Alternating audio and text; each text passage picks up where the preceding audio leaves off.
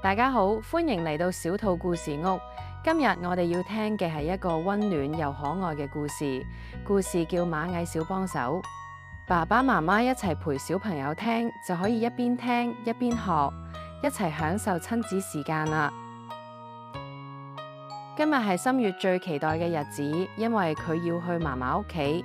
一入門口，溫暖嘅飯菜香就傳咗過嚟。嫲嫲笑眯眯咁為心月準備咗豐盛嘅午餐，有圓碌碌嘅肉丸、金黃色嘅粟米粒，仲有香噴噴嘅白飯。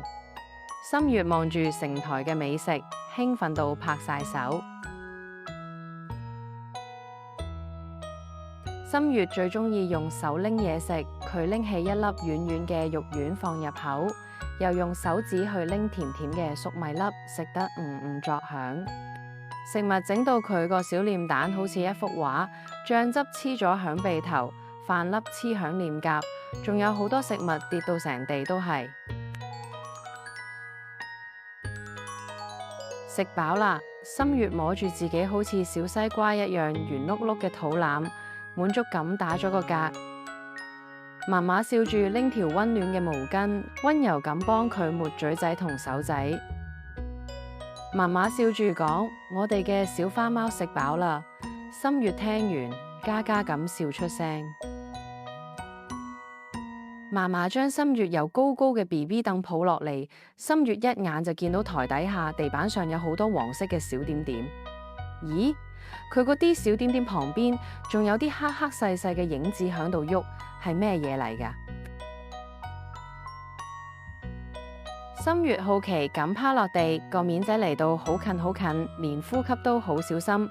原來係一群小小嘅黑點點，佢哋排住長長嘅隊，嗌住1212，好似要去參加派對咁，仲合力搬緊佢跌落地嘅派對點心。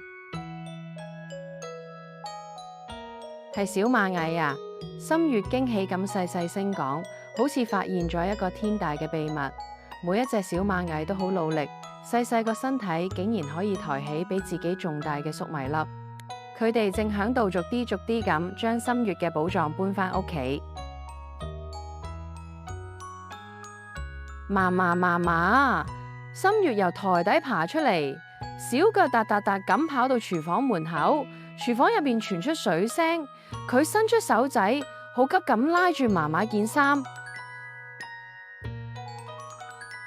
嫲，快啲嚟睇，有好多我嘅小幫手幫我執嘢啊！心月指住圓台方向，開心到跳起，眼睛閃閃發亮，個樣好似好自豪咁。嫲跟住心月走埋去，學佢咁輕輕咁趴低，真係佢哋好勤力噶，兩個頭貼頭，一齊睇住啲螞蟻合作無間咁搬粟米粒。地板好似變成一個奇妙嘅小小世界，而佢哋就係唯一嘅觀眾。小螞蟻揾到美味嘅晚餐，而心月就揾到新朋友。佢轉頭對嫲嫲講：佢哋係我嘅朋友啊，我哋唔好打擾佢哋啦，等佢哋將飯搬返屋企啦。嫲嫲笑住點頭，俾咗心月一個溫暖嘅擁抱。